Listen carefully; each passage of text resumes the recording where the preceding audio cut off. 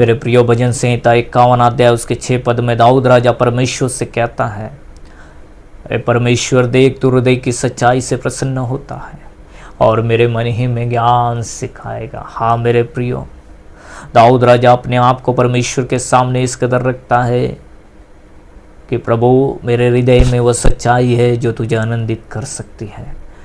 मेरे प्रियो, अपने पापों का पश्चाताप करते समय हम इन परमेश्वर के सामने कहे जाने वाले ये दाऊद के शब्द हैं। मेरे प्रियो, आज मेरे प्रियो, हमें अपने जीवन को जांचने की ज़रूरत है।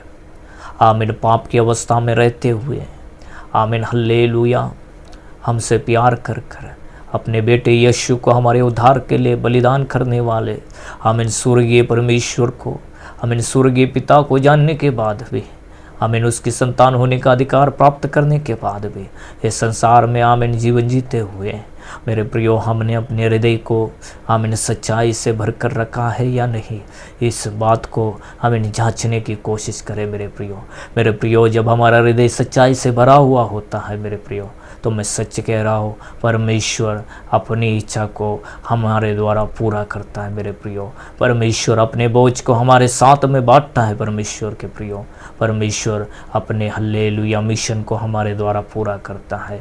परमेश्वर को विश्राम मिलता है मेरे प्रियो, जब वो हमारे हृदय में, आमीन, हल्लेलुया सच्चाई को देखता है।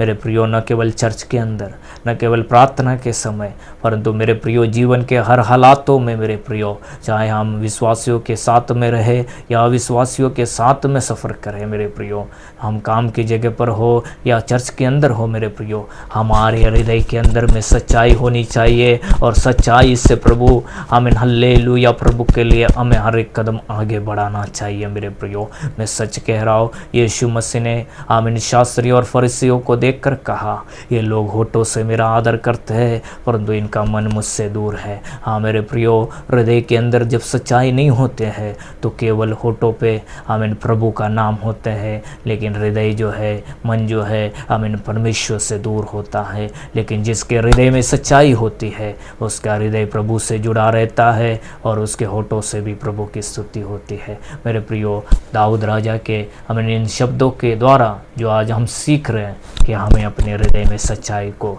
आमीन, हल्लेलुया, बनाए रखना है, चाहे फिर कोई भी कीमत क्यों न चुकानी पड़े। परमेश्वर आपको आशीष दे मेरे प्रियो।